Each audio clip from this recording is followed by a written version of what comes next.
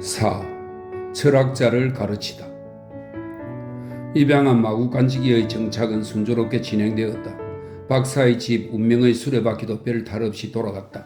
장마리는 아침에 말과 마차를 돌보고 이따금 집안일도 도왔다. 박사와 멀리 산책을 다니며 지혜의 샘을 받아 마시고 밤이면 과학과 죽은 언어와도 인사했다. 그는 자기 나름대로 마음과 태도의 평정을 유지했다. 실수는 거의 없었으나 공부는 진척이 느린 데다 가족 관계도 여전히 서먹하기만 했다. 박사의 생활은 철저히 규칙적이었다. 오전 내내 그는 위대한 저서, 비교 약전 및 의학 총사전을 집필했다. 아직까지 메모나 낙서 수준에 불과했으나 책이 완성되면 사적 관심 영역을 거의 포괄할 뿐 아니라 희귀서로서의 관심과 전문적 효용성도 동시에 만족시킬 수 있을 거라며 큰 소리를 쳤다. 하지만 박사는 문학적인 우아함과 생생한 문체의 열심이었으며 과학 연구보다 기담, 풍습, 도덕률, 과장된 경구 등을 선호했다. 까딱하면 시로 쓴 비교약전을 집필할 판이다. 예를 들어 미라 항목이 그렇다. 비록 다른 항목들은 첫 줄도 기록하지 못했으나 그 부분만큼은 완성한 지 오래였다. 양도 방대하고 색다른 문체와 문체로서여 흥미로웠으며 정확하고 박식하게까지 했지만 문체는 문학작품은 될 수 있을지언정 오늘날의 계업이에게 그의 아무런 지침도 되어주지 못한다는 데 있었다. 그의 아내도 여성 특유의 직감으로 이 점을 단호히 짚고 넘어갔다. 하긴 박사가 큰 소리로 약전을 읽어주는 동안 그녀가 비몽사몽간을 헤매기도 했다. 게다가 박사도 미라라는 주제를 껄끄러워했고 간혹 언급 자체를 불쾌하게 생각하기도 했기에 가능했을 것이다. 점심 식사와 약간의 소화 시간 후에는 산책을 했다. 혼자일 때도 있고 장마리가 동행할 때도 있었는데 부인은 산책보다 좀 더 활동적인 일을 선호했다. 앞서 말했듯이 그녀는 무척 바빴다. 주로 세속적인 즐거움을 추구했는데 그 일이 끝나면 곧바로 소설을 읽다 잠에 떨어졌다. 사실 그 모습이 그다지 천해 보이지는 않았다. 잠을 자는 동안 코를 골거나 외모가 일그러지는 법도 없었다. 오히려 걸을 때면 호사스럽고 매혹적인 휴식을 그린 그림 같았는데 깨어날 때도 깜짝 놀라거나 멍한 표정을 짓는 일 없이 곧바로 정신을 회복했다. 그녀야말로 정말로 동물적이라고 생각되지만 설령 그렇다 해도 곁에 두고 싶은 그런 동물인 것이다. 이런 점에서 볼 때 그녀는 장마리와 전혀 닮은 점이 없었다. 하지만 첫날 밤 둘 사이에 맺어진 교감은 계속되어서 이 두 사람도 때때로 대화를 나누었으나 주로 집안일에 대한 이야기였다. 박사가 크게 실망하자 이들은 이따금 함께 배를 타고 저급한 미신의 신전인 마을 교회를 찾기도 했다. 한 달에 2번은 최고급 옷을 입고 퐁텐블로에 가 물건을 산더미같이 사가지고 돌아왔다. 요컨대 박사는 여전히 두 사람을 양립불가의 이질적 존재로 여겼지만 두 사람의 관계는 그들의 성격이 허용하는 만큼 친밀하고 친근하며 또 은밀했다. 하지만 내밀한 본심으로 말하자면 어쩌면 그녀가 소년을 얕보거나 동정하고 있는지도 모르겠다. 원래 아이가 속한 계층이나 그런 성격을 좋아하는 여자가 아니었다. 그보다는 총명하고 품이 있으며 조숙하고 조금은 짓궂은 아이, 손에 모자를 들고 있고 발이 빠르며 쉽게 눈에 띄는 그런 아이를 좋아했다. 그렇다. 그녀가 원하는 아이는 말 잘하고 매력적이며 다소 장난기가 있는 데프레 박사를 그대로 닮은 이세였다. 더욱이 장마리가 따분하다는 건 그녀도 잘 아는 사실이라 한 번은 불쌍한 아이 어쩌다 그렇게 재미없게 태어났는지 라고 한탄하기도 했다. 물론 그 말을 다시 할 수는 없었다. 박사가 들소처럼 화를 내며 그녀를 멍청한 여자라고 나무랐기 때문이다. 그는 어리석은 여자와 짝이 된 자신의 운명을 탓하기도 했는데 무엇보다 가슴 아팠던 건 그가 삿대질을 하다가 자칫 식탁 위의 사기 그릇을 건드릴 뻔했을 때였다. 그 후 다시는 아이의 흉을 보지 않았으나 그렇다고 그녀가 자신의 판단을 굽힌 건 아니었다. 장마리가 일을 하다 말고 멍하니 앉아있을 때면 그녀는 박사가 없는 틈을 봐서 아이의 목을 끌어안고 자기 뺨을 그의 뺨에 대곤 했다. 그의 고민과 교감하려는 시도였다. 너무 신경 쓰지 마. 나도 총명한 여자는 못 되지만 사는 데는 전혀 불편이 없단다. 그녀는 종종 그렇게 말했다. 박사의 견해는 본질적으로 달랐다. 그는 자신의 목소리를 좋아했다. 솔직하게 말해서 듣기 나쁜 목소리는 아니었다. 그런데 이제 그에게는 청자가 생겼다. 그것도 아나스타지만큼 냉소적이거나 무감하지도 않고 이따금 매우 적절한 반대로 그를 분발하게 만드는 청자였다.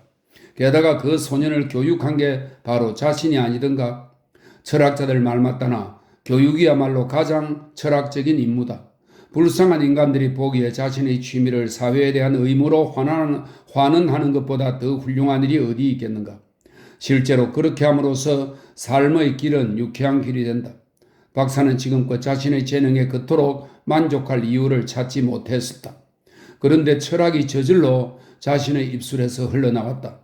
그는 너무도 능란한 변증가인 덕에 자신의 말 실수를 더듬어보고 공격을 받으면 의미의 뿌리까지 역추적해 자신의 논리에 따라 그것이 일종의 미사여구임을 증명해냈다. 그리하여 이율배반을 미꾸라지처럼 빠져나와 제자를 율법학자의 심년에서 허우적거리게 만들었다. 마음 깊은 곳에선 박사여시 역시 외적으로 교육이 지지부진해 보이는데 실망하던 차였다. 너무도 빈틈없는 관찰자이자 철학적 교육자인 자신이 직접 선발의 학문의 길로 인도한 아이가 아닌가. 따라서 우주법칙의 본질에 따라 보다 확연하고 지속적인 진보가 있어야 했다. 그런데 장마리는 모든 일이 더디고 소통 불가이기까지 했으며 망각의 속도는 섭덕의 힘과 거의 맞먹었다. 그로 인해 박사는 소요학파 유의 강의를 더 중시했다. 그럴 때만은 아이도 스승을 주목하고 가르침을 즐기는 듯 했으며 종종 결실도 맺었기 때문이다. 그들은 수없이 많은 대화를 나누었다. 의사는 종종 건강과 절제를 주제로 삼았는데 아무래도 그가 좋아하는 주제였기 때문일 것이다.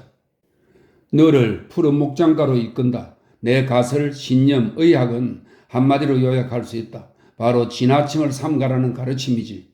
축복받은 자연, 건강하고 온화한 자연은 지나침을 거부하고 건절한다. 이 점에서 인간의 법칙은 저 멀리 있는 자연의 섭리를 배우려 하지.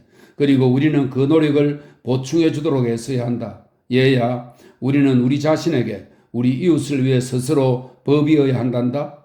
렉스 아르마타, 즉 절대적이고 전제적인 법칙이라는 뜻이다.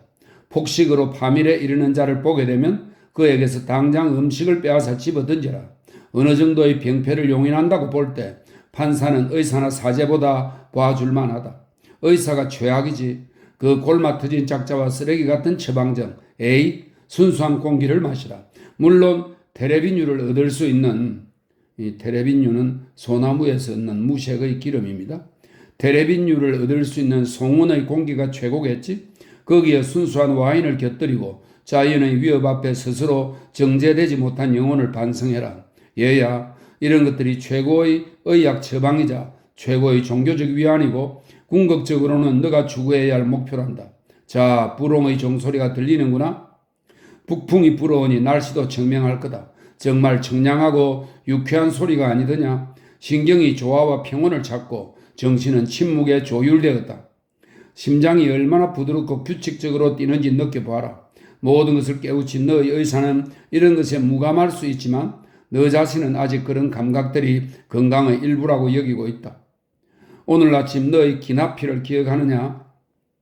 이 기나피는 기나 나무의 속껍질을 말린 것으로 말라리아 치료제인 키닌의 대체 약품으로 쓰였답니다. 오늘 아침 너의 기나피를 기억하느냐? 좋아. 기나피 역시 자연의 산물이다. 하지만 기껏 나무 껍질에 불과하잖니? 지방에 산다면 얼마든지 채취할 수 있지. 대단한 세상 아니더냐? 내 비록 공언한 무신론자이나 이 세상을 향한 나의 신앙을 기꺼이 털어놓으련다. 우리의 산책길을 둘러싼 저 공짜 치료제와 유흥거리를 보거라. 정원을 에둘러 흐르는 강을 보고 목욕장, 양어지, 자연 배수 체계를 보아라. 마당의 우물에는 이 땅의 심장에서 뿜어내는 소다수가 고인다. 깨끗하고 시원하며 약간의 와인과 곁들이면 건강에도 더없이 좋을 소다수.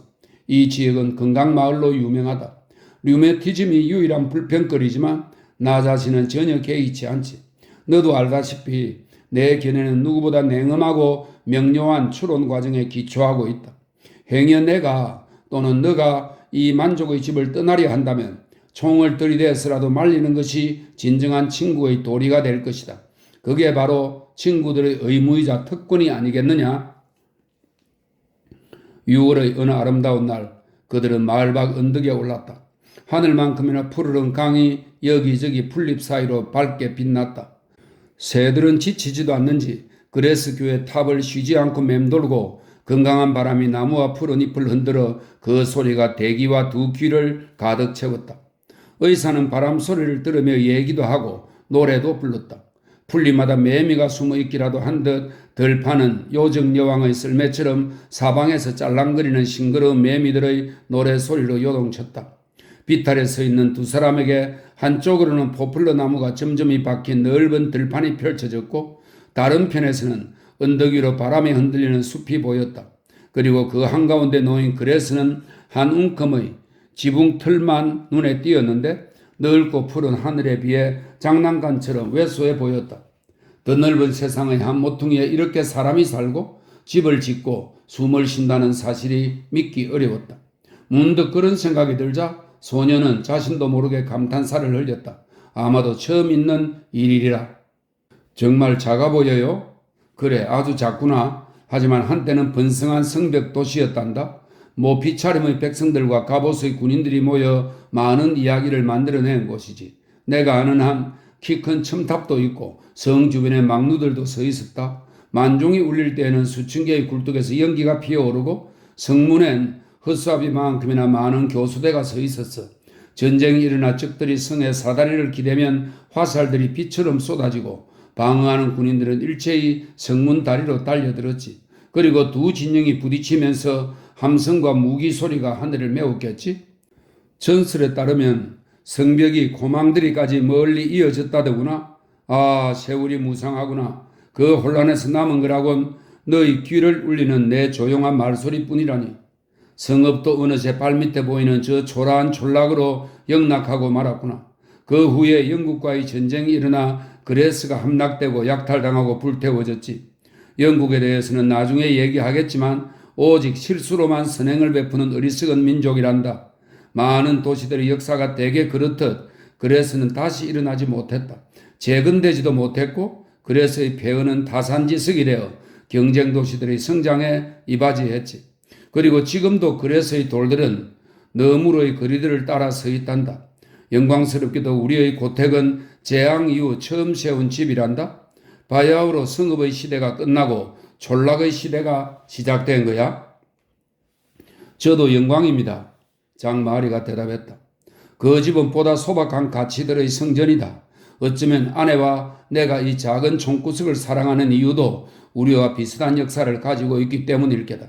내가 한때 부자였다는 얘기를 했던가? 아닙니다. 제가 듣고 잊은 것 같지는 않으니까요. 재산을 잃으신 데 대해서는 유감입니다. 장마리의 대답이었다. 유감이라고? 이런, 그동안 뭘 배운 거냐? 잘 들으라. 네 놈은 과거의 그레스에서 살았느냐? 아니면 집 앞까지 온통 푸른 초원인 새로운 그레스에서 살겠느냐? 전쟁의 위협도 소음도 동행 허가증도 강제 징수도 없고 해가 지기 전에 집으로 돌아가라는 동행금지 종소리도 없는 지금의 이곳 말이다. 박사가 기가 막히다는 듯 물었다. 아무래도 새로운 그레스가 낫겠죠? 소년이 대답했다. 그래, 나도 그렇다. 마찬가지로 과거의 부보다 현재의 소박한 삶이 더 좋아. 옛 성령께서 이르기를 황금보기를 돌같이 하라셨다. 지당하신 말씀이야. 좋은 와인, 좋은 음식, 좋은 공기. 이곳엔 산책할 들판과 숲이 있고 집이 있다. 훌륭한 아내와 아들처럼 아끼는 아이도 있지. 내가 부자였다면 지금도 틀림없이 파리에 살았을 게다. 파리는 알지? 파리와 파라다이스는 양립불과의 두 단어임을 명심해야 한다. 나무잎들을 흔드는 이 기분 좋은 바람 소리는 역겨운 거리 소음으로 바뀌고 이 고요한 실록도 무감각한 회백으로 대체되는 거야. 그럼 신경은 못 쓰게 되고 소화는 제 기능을 다하지 못하는 법이다. 저 폭포를 마음에 그려보아라. 넌 이미 그 결과를 눈치챘을 거다. 정신이 고무되고 심장박동 소리가 달라지지. 그리고 그 사람은 더 이상 그가 아니야. 난 열심히 나 자신을 연구해왔다. 그야말로 철학의 본령이지. 때문에 음악가가 플루토의 구멍을 알듯 나 또한 내 성격을 속속들이 알고 있다. 파리로 돌아가라고? 그럼 난 노름으로 망가지고 말게야. 싫다. 무엇보다 부정한 행위로 아나스타제의 마음을 아프게 만들 테니 말이야. 장 마리로서는 버거운 이야기였다. 환경 때문에 사람이 변한다는 얘기도 수긍이 어렵지만 파리는 누가 뭐라고 해도 멋진 곳이었다. 그 도시에 살았을 때 전 다른 곳과 비슷하다고 생각했습니다. 뭐라고? 파리에서 절도를 하지 않았더냐? 박사가 외쳤다. 하지만 소녀는 절도가 뭐가 나쁘다는 얘기인지 도저히 이해하지 못했다. 게다가 박사도 그가 잘못했다고 생각지는 않았다. 다만 반박이 필요할 때면 박사도 대충 얼버무리는 경향이 있었다. 그래, 이제 이해가 가느냐? 친구들이야말로 나를 망친 장본인이었지. 그래서는 지금껏 내 학교이자 요양소이며 순수한 즐거움의 낙원이었어. 누군가 수백만 프랑을 준다 해도 난 거부할 것이다. 레트르, 사타나스, 물러거라 악마여. 내 경험을 타산지석으로 삼아 부를 경멸하고 도시의 악영향을 피하라. 위생과 금소를 평생의 이정표로 삼도록 하라. 위생에 대한 박사의 이론은 박사 자신의 구미에 맞았다. 완벽한 삶에 대한 그의 생각도 당시에 그가 영위하고 있는 삶을 그대로 모사한 데 불과했다. 하지만 소녀는 논쟁에 필요한 모든 사실들을 배워가는 중이라 그런 그를 납득시키는 일은 어려운 일이 아니었다. 게다가 철학엔 훌륭한 점이 하나 있었다. 바로 철학자의 열정이라는 것이다. 그렇게도 기꺼이 기쁨을 받아들이는 사람은 일찍이 없었다. 그리고 박사가 대단한 논리학자가 아니라서 지성인을 설득할 자격이 부족하다 해도 시인의 기질을 타고난 것만은 분명한 사실이었기에 상대의 마음을 유혹할 매력은 충분했다. 하지만 자기 자신을 찬양하는 습관적인 유머가 잘 먹히지 않을 때면 갑자기 발작적인 우울증에 빠지기도 했다. 얘야, 오늘은 나를 멀리해라. 미신이라고 해도 좋다. 심지어 날 위해 기도해달라고 부탁해야 할 심정이란다. 나는 지금 우울증에 빠져있다. 사울 왕의 악령, 상인 아부다의 마녀, 그 사람만을 노리는 중세 수사의 마귀가 내 안에서 나를 사로잡는구나. 지금은 내 악한 본성이 끌어올라 순수한 기쁨조차 소용이 없어. 파리가 그립다. 그 진창에서의 탐닉이 간절하다. 그가 한 줌의 은전을 내놓는다. 자, 봐라. 나는 무력하다. 내게 돈이 있으면 무슨 짓을 할지 알 수 없으니 어서 이 돈을 받아라. 내 대신 돈을 맡아다오. 그 돈으로 유해한 사탕을 사 먹어도 좋고 깊은 강물에 던져버려도 좋다. 너가 뭘 하든 좋으니 다만 악으로부터 나를 구해다오. 내가 머뭇거리면 주저하지 마라. 필요하다면 기차를 전복시켜도 좋다. 물론 지금 비유로 말하고 있는 거다. 어떤 최악의 상황도 살아서 파리로 돌아가는 것보다 나으리. 박사는 이런 식의 사소한 변칙과 호들갑을 즐겼다. 그것은 다소 인위적인 시적 자아에 내재된 바이런식 영웅을, 바이런은 낭만주의의 전형적 인간상으로 고독, 고통, 반항적 기질 등을 대변한다고 설명되어 있습니다. 바이런식 영웅. 바이런식 영웅을 대변해 주기 때문이다. 현실감과 현실적 유혹의 무게에 대해서라면 박사는 그의 문외한인 반면 소녀는 지나치게 의식하고 있는지도 모르겠다. 어느 날 장마리에게 크게 깨달은 바가 있었다. 불을 제대로 사용할 수는 없나요? 그가 물었다. 이론적으로는 가능하다. 하지만 경험상으로는 아무도 그렇게 하지 않지. 세상 사람들 누구나 자신이 부자가 되면 다를 거라고 생각하지만 소유는 악이므로 새로운 욕망을 창출해낸단다. 결국 어리석은 허영심이 기쁨의 본질을 갉아먹는 거야. 그러면 가진 게 적을수록 좋은 겁니까? 아이가 되물었다. 꼭 그런 것도 아니다. 박사의 대답이었다. 그의 목소리가 약간 흔들렸다. 왜죠? 소년의 질문은 가차없이 이어졌다. 데프레 박사는 한순간 무지개의 색깔 모두를 보았다. 굳건한 우주마저 그와 함께 전복되는 듯 했다. 그는 한참 후에야 머뭇 입을 열었다. 그건 내가 현재의 수입으로 생활을 꾸려와 봐서이다. 내 나이의 남자가 일상적인 생활 습관과 완전히 단절되는 건 옳지 않거든. 그건 혹독한 갈등이었다. 박사는 숨을 거칠게 몰아쉬더니 그날 오후에는 한마디 말도 하지 않았다. 소년의 경우는 달랐다. 그는 의문을 해답을 얻는데 크게 기뻐했다.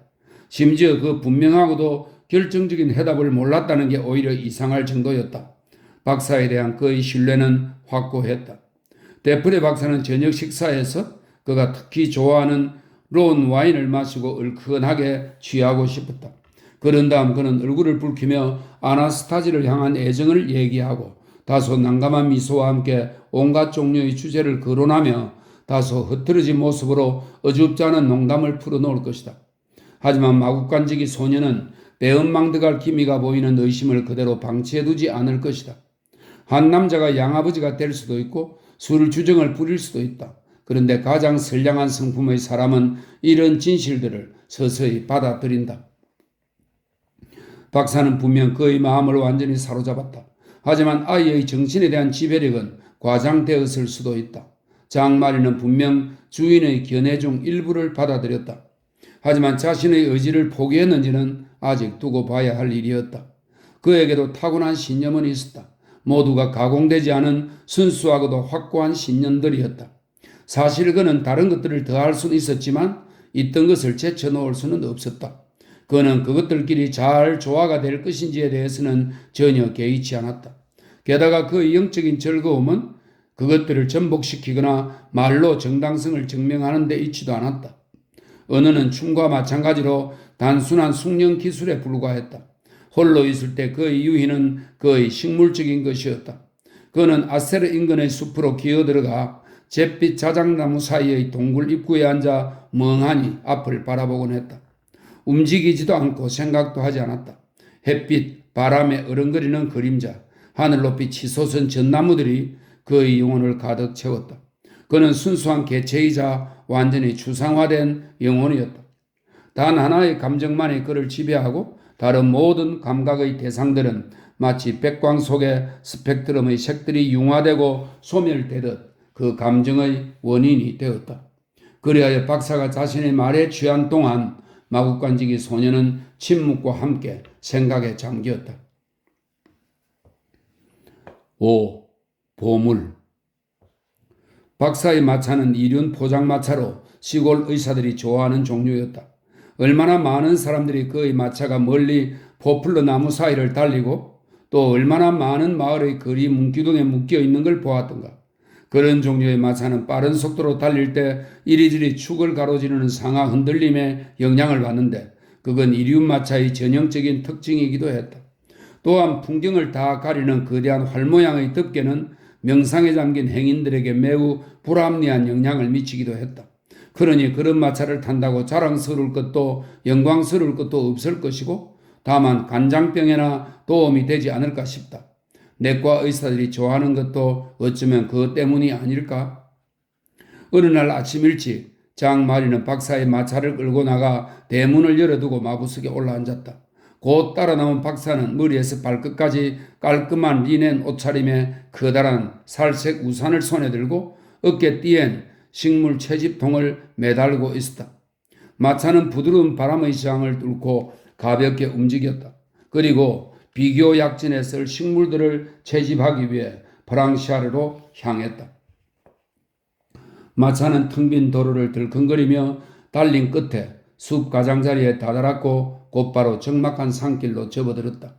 모래길이라 바퀴 소리는 부드러웠고 이따금 장가지 부러지는 소리가 들려왔다. 마치 구름처럼 하늘을 가득 덮고 있는 실록의 광활한 나무잎들이 가벼운 신음소리를 내기도 했다. 숲속의 공기에는 아직 밤의 신선한 기운이 담겨 있었다.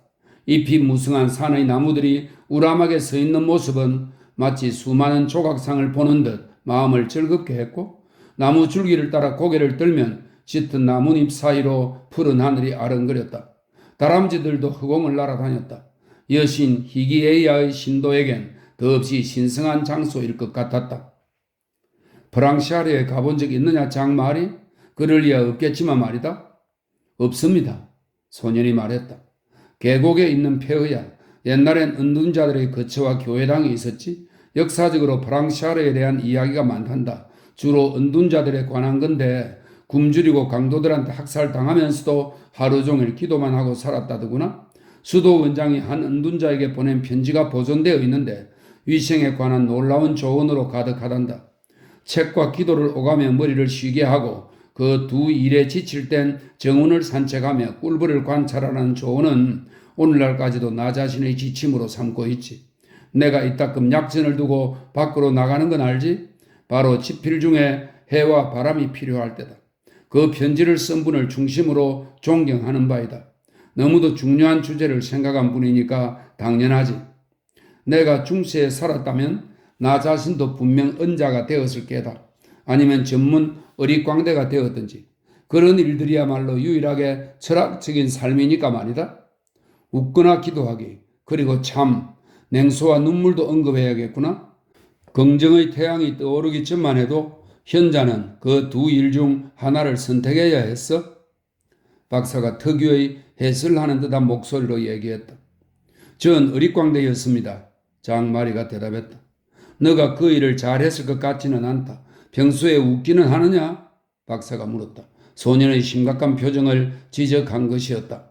물론입니다. 자주 웃고 또 농담도 좋아합니다. 소년의 대답이었다.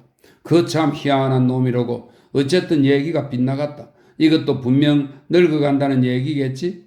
프랑시아르는 끝내 영국 전쟁으로 파괴되었다. 그레스를 괴멸시킨 바로 그 전쟁이지. 중요한 건 여러 명의 은자들이 위험을 예견하고 몰래 얘기들을 감추었다는 게야. 어느 것이나 엄청난 가치가 있는 물건들이다. 장말이 엄청난 가치, 아니 무한한 가치라고 해도 좋다. 최고의 솜씨로 최고급 소재를 제공했으니 당연하겠지. 그런데 그 물건들이 발견되었단다. 루이 14세가 통치할 당시 어떤 친구들이 폐허를 발굴하고 있는데 갑자기 툭 삽에 무언가 걸린 거야. 그 사람은 멍하니 서로를 바라보았겠지. 얼마나 심장이 뛰고 낯빛이 창백해졌을지 상상해보려무나. 그건 보물상자였단다. 프랑시아르에 매장된 보물이 있었던 거야. 그들은 굶주린 야수처럼 괴짝을 뜯었어. 맙소사, 그 안에는 보물은 없고 낡은 사제복들 뿐이었지 뭐냐.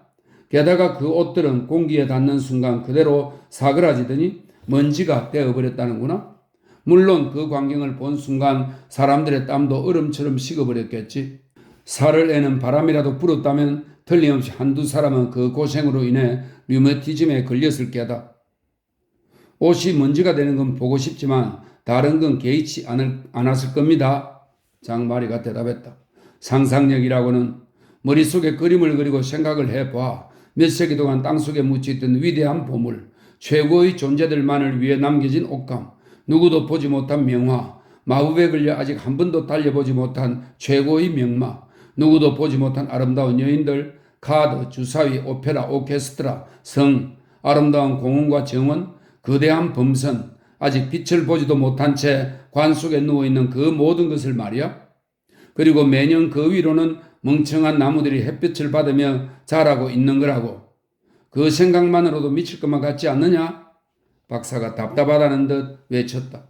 그래봐야 돈 아닙니까? 해로운 물건이죠? 장마리의 대답이었다.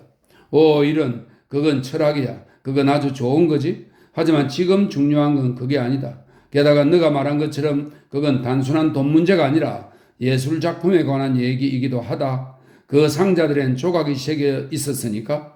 너희 유치한 논평엔 나도 지치는구나. 논리적 맥락은 다 빼먹고 앵무새처럼 내 말을 따라하다니. 어쨌든 저희는 보물과 아무 상관없습니다. 소년이 공손히 대답했다. 그 순간 두 사람은 롱드 도로에 다다랐다. 산길이 갑작스럽게 덜컹거리는 데다 노여움까지 더해져 박사는 그만 입을 다물고 말았다. 이륜마차는 열심히 달렸다. 나무들이 빠른 속도로 지나가면서도 무슨 할 말이라도 있는 듯 그들을 노려보았다. 사각의 요새를 지나자 곧바로 프랑시아르였다.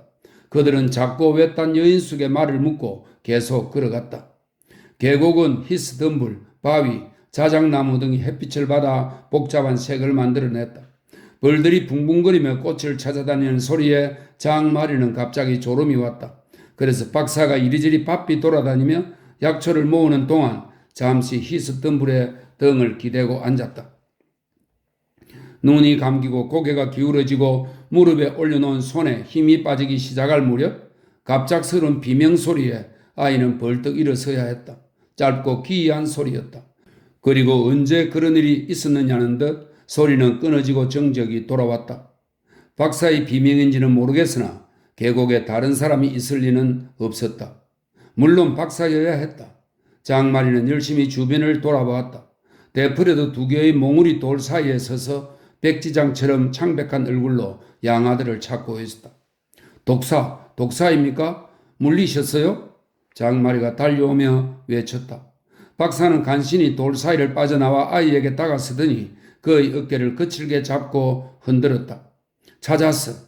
그가 격한 목소리로 외쳤다. 약초 말입니까? 장마리가 물었다. 데프리는 그의 기뻐 날뛰다시피 했는데 바위들도 그 모습을 주목하고 그대로 흉내냈다. 약초, 그래, 약초다. 여기 구건 식물이 하나 있다.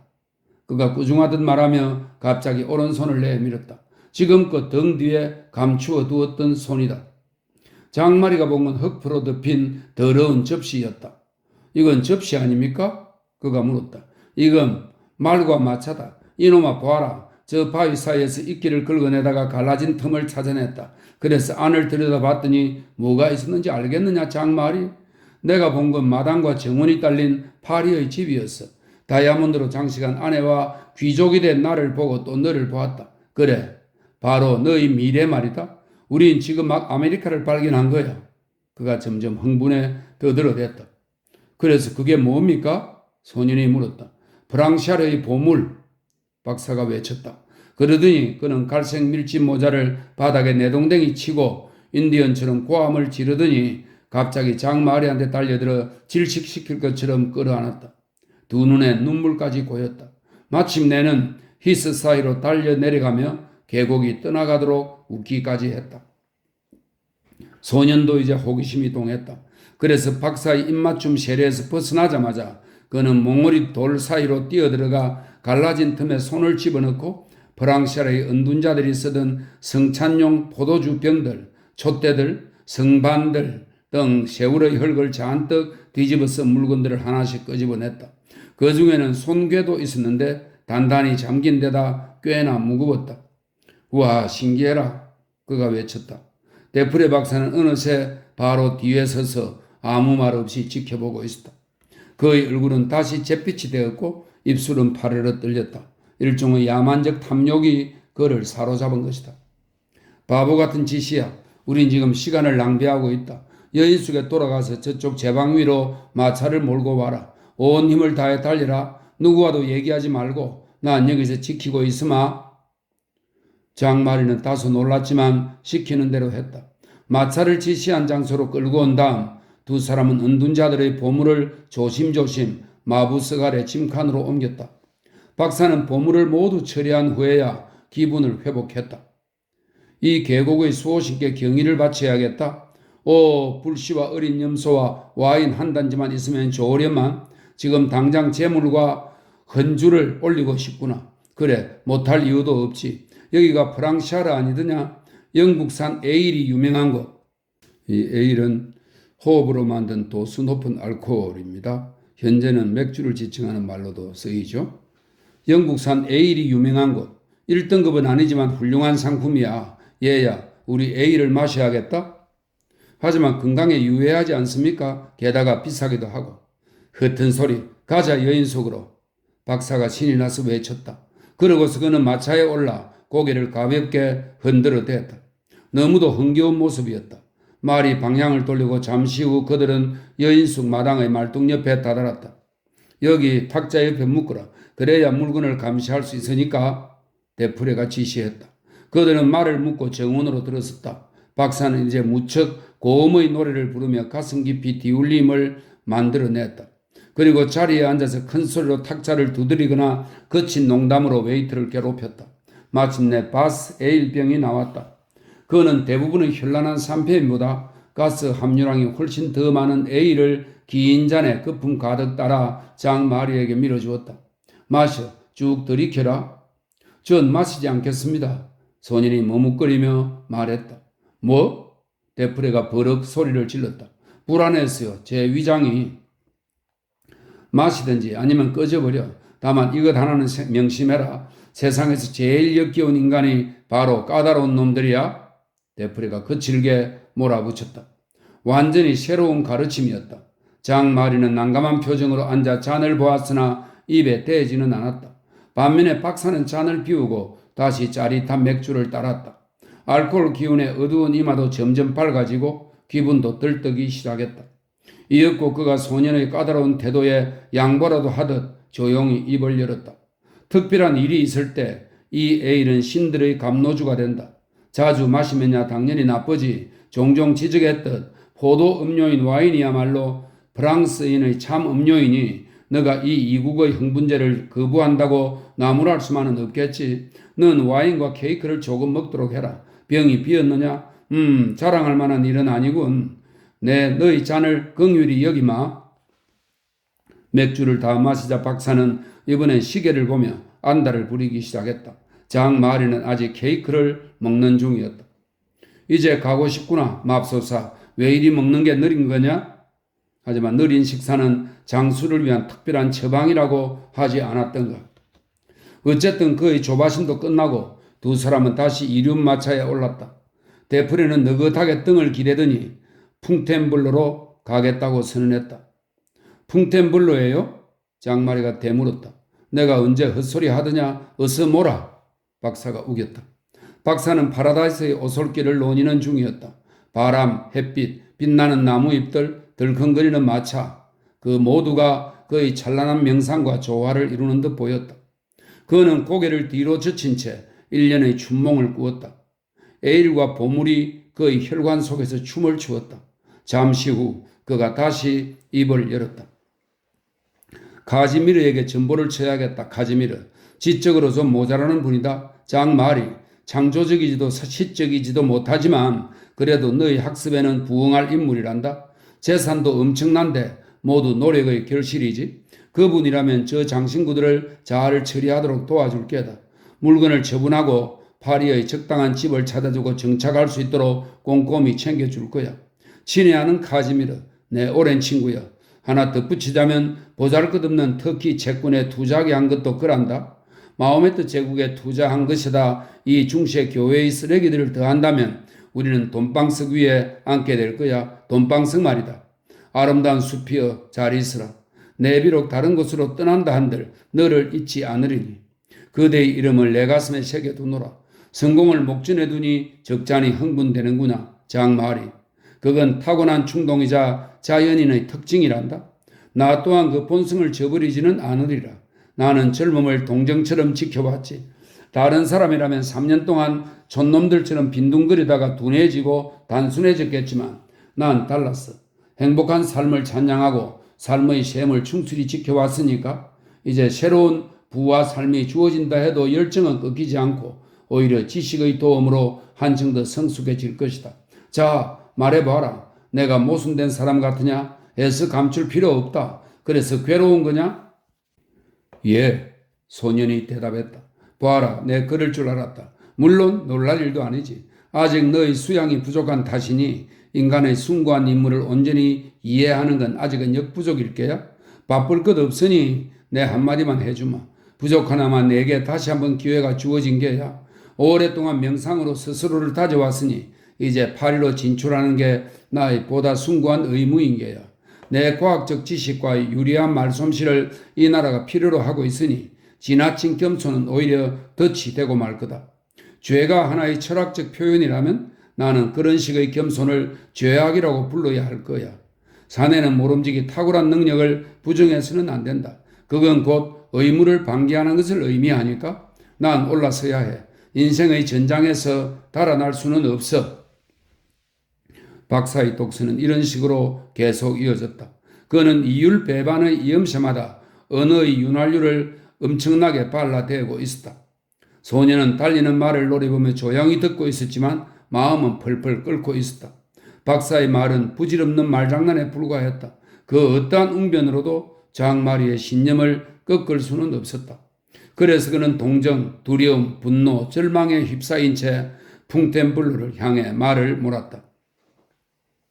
마을에서도 장마리는 마부석에 앉아 보물을 지켜야 했다. 박사는 술과 기분에 들뜬 채 카페를 들락거리며 수비대 장교들과 악수를 하고 독주와 즐거운 옛 추억을 섞어 마셨다. 여기저기 가게도 뒤지더니 값비싼 과일과 거북이 살, 아내에게 선물할 훌륭한 비단옷 한 벌, 자기가 쓸 화려한 지팡이, 그리고 소년에게 줄 새로운 유행의 캐피 모자 등을 안고 돌아왔다. 전신국으로 가서는 전보를 붙였고 3시간 후 내일 방문하겠다는 답신을 받았다. 그리고 점차 그는 최상의 기분이라는 1등급 향기로 퐁텐블루를 가득 채웠다. 다시 출발했을 때는 해가 많이 저물어 가고 있었다. 숲의 그림자가 큰 길 위로 길게 늘어졌다.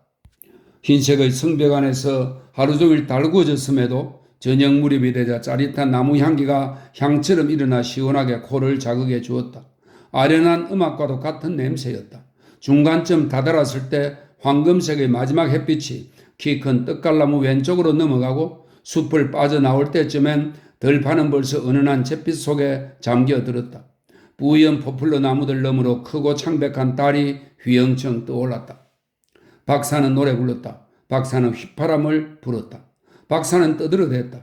그는 숲과 전쟁과 이슬의 침착 현상에 대해 얘기하고 침이 마르도록 파리를 찬양했으며 정치 무대의 영광에 대해 엄청난 과장을 늘어놓았다. 모든 것이 바뀌고 있었다. 하루가 저물면서 옛 존재의 흔적은 소멸하고 내일 아침엔 해와 함께 새로운 운명이 도래할 것이다. 이런 널찍지근한 생활은 이제 그만, 그가 외쳤다. 아나스타지는 여전히 아름답기 때문에 더 이상 묻혀 지낼 것이 아니라 사교계에서 빛을 발해야 하며 장마리 또한 세상에 나가 천하를 호령해야 했다. 모든 길이 성공과 부와 명예와 사후의 명성으로 활짝 열려 있었다.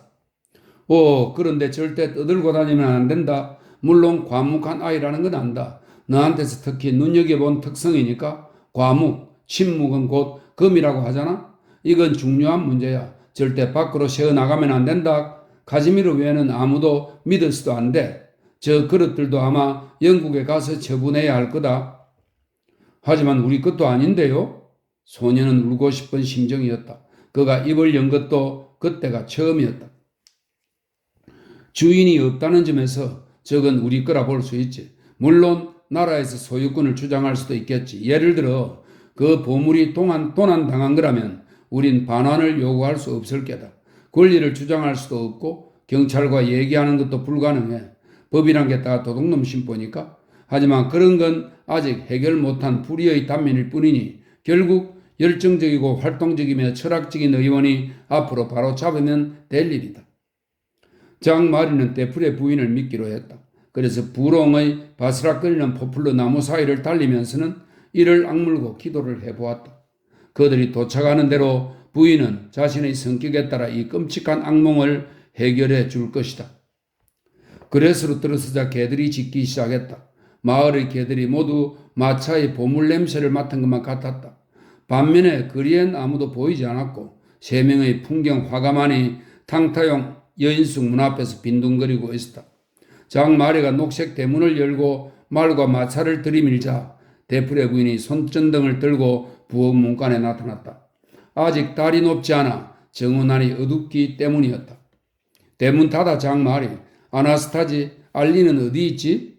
박사가 마차에서 뒤뚱거리고 뛰어내리며 소리쳤다. 몽트르에 사는 부모님한테 간댔어요? 부인이 말했다. 잘 됐어. 자, 어서 이리 와보. 큰 소리로 얘기하고 싶지는 않으니까 여보. 우린 부자가 됐어. 박사가 들뜬 목소리로 소리쳤다. 부자라니요? 부인이 되물었다. 프랑샤르의 보물을 찾았어. 자, 여기 그 최초의 결실이요. 파인애플 하나와 내 아리따운 부인의 드레스 잘 맞을 거요. 남편이자 연인의 취향을 믿어요. 자, 나를 안아줘야지. 여보, 이 끔찍한 생활도 끝났어. 이제 날개를 활짝 펼친 나비가 되는 거야. 내일 카즈미르가 집에 오고 일주일 후면 우린 다시 파리로 돌아갈 거요. 마침내 불행이 끝난 거라고. 당신도 다이아몬드 반지를 낄 수 있어. 장마리, 마부석에서 물건을 꺼내 하나씩 거실로 옮겨라. 우리 식탁에서 만찬을 벌입시다. 여보, 어서 이 거북이 살을 요리하구려. 오랜만에 입맛을 돋구어 봅시다. 우리의 보잘것없는 일상에 기름질을 치는 거요. 난 지하실에 내려가 당신이 좋아하는 보졸레 한 병을 가져오겠어. 보졸레로 시작해 에르미타주로 끝내는 거요. 이 에르미타주는 프랑스 남부 포도주의 일종입니다. 에르미타주로 끝내는 거요.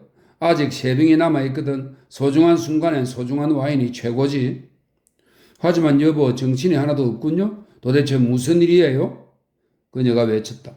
거북이 요리, 여보 어서. 박사가 소리치며 손전등을 든 아내를 부엌으로 밀고 들어갔다. 장마리는 망연자실했다. 좀 더 즉각적인 반대가 있을 줄 알았구만 기대와는 전혀 다른 장면이었다. 마지막 희망이 꺼져가고 있었다. 박사는 다소 비틀거리며 사방을 돌아다녔다. 이따금 어깨로 벽을 들이받기도 했다. 오랜만에 압생트를 마셨기 때문일 텐데 그땐 이미 박사도 이것이 잘못된 선택이었음을 깨닫고 있었다. 특별한 날의 폭음을 후회해서가 아니라 오래전 각오를 다진 일이 있었기 때문이다. 다시 나쁜 습관의 노예가 될 수는 없었다. 그는 지하실에서 와인을 들고 나온 뒤 아직 세월의 때가 덕지덕지 붙은 얘기들을 일부는 배곡같이 흰 테이블보에 일부는 찬장에 가지런히 올려놓았다. 그는 부엌을 드나들며 아나스타지에게 베르미투를 열심히 따라주고 미래의 가능성으로 들뜨게 만들었으며 새로운 재산의 값어치를 부풀려 나갔다. 그러자 저녁 식사를 하기 전 부인의 신념 또한 남편의 열정에 녹아버리고 말았고 어느새 그녀 특유의 조바심이 실종되는가 싶더니 그녀도 함께 그레스의 삶을 헐뜯기 시작했다. 그리고 수프를 마시는 그녀의 눈은 미래의 다이아몬드처럼 반짝거렸다. 식사하는 동안 그녀와 박사는 꿈같은 계획을 수도 없이 세우고 무너뜨렸으며 서로를 바라보며 고개를 젓거나 끄덕이며 맹세를 했다. 박사의 정치적 야망과 인기 있는 부인의 응접실을 생각하자 두 얼굴은 미소로 가득했고 눈에선 불꽃이 튀었다. 하지만 당신이 공산주의자가 되는 건 싫어요? 아나스타지가 외쳤다. 난 뼛속까지 중도 좌파라오? 박사가 말했다. 가슈타인 부인이 우리를 사람들에게 소개하겠지만 우린 그들한테 완전히 잊힌 사람들이란 걸 알게 될 거예요? 절대로 그렇지 않소. 아름다움과 재능은 흔적을 남기는 법이라오? 제대로 옷 입는 법도 잊었어요. 그녀가 한숨을 내쉬었다. 여보 미안하구려. 못난 놈을 만나 고생이 많았어. 그가 한탄했다. 하지만 성공했잖아요. 당신의 인정과 존경을 받고 모든 신문에 이름이 실리면 더없이 기쁜 일이 될 거예요. 어디 천국이 따로 있나요? 그녀가 외쳤다. 일주일에 한 번, 딱 한 번은 바카라를 즐겨도 되겠지? 이 바카라는 카드 게임의 일종입니다. 일주일에 딱 한 번쯤은 바카라를 즐겨도 되겠지? 그가 은밀히 운율까지 맞춰가며 물었다. 일주일에 한 번만이죠? 그녀가 손가락으로 남편을 위협하며 되물었다. 내 정치적 명예를 걸고 맹세하리다. 그가 소리쳤다. 내가 남편 버릇만 망친다니까? 그녀가 투덜대며 손을 내밀었다. 그가 그 손에 입맞춤 세례를 퍼부었다. 장마리는 어두운 마당으로 빠져나갔다. 달은 그레스 위에 높이 걸려 있었다. 그는 정원 끝으로 내려가 장교 위에 앉았다. 강은 은빛 소용돌이와 함께 느리고 단조로운 노래소리를 내며 흘러가고 있었다. 희미한 안개막이 반대편 포플러 숲 사이를 퍼져나가고 갈대들은 조용히 고개를 끄덕였다. 이렇게 어두운 강물을 바라보며 앉아 차분하게 생각에 잠기는 것도 수백 번은 넘었다. 어쩌면 오늘 밤이 마지막이 될 것이다. 이제 이 익숙한 촌락과 산록들, 활발한 이 농촌지대와 맑고 조용한 강을 떠나 대도시로 가야 한다. 친애하는 여주인은 야한 옷을 입고 살롱들을 누빌 것이며 친절하고 수다스러운 한량 주인은 떠들썩한 하원 의원이 될 것이다. 그리고 둘 다 장마리와 자신들의 선한 자아들을 영원히 잊으리라. 그도 자신의 결함을 알고 있었다. 그는 혼란스러운 도시 생활에 대해 지나치게 걱정할 것도 없고 이제는 아이가 아니라 하인이 되어야 한다는 사실도 알고 있었다. 그는 악에 대한 박사의 예언들을 믿기 시작했다. 그는 두 사람의 변화를 볼 수 있었다. 이번만은 그의 관대한 의심도 소용이 없었다. 압생트가 시작한 것을 에르미타주가 마무리 지었다는 것 정도는 소년도 감지했음에 틀림없다. 오늘이 시작이라면 마지막은 어떻게 되는 거지? 필요하다면 마차를 뒤집어라. 그는 박사의 비유를 떠올려 보았다. 그는 쾌적한 밤의 풍경을 돌아보며 건초 냄새 가득한 밤 공기를 깊게 들이마셨다. 필요하다면 마차를 뒤집어라. 그는 조용히 되뇌었다. 그런 다음 자리에서 일어나 집으로 돌아갔다.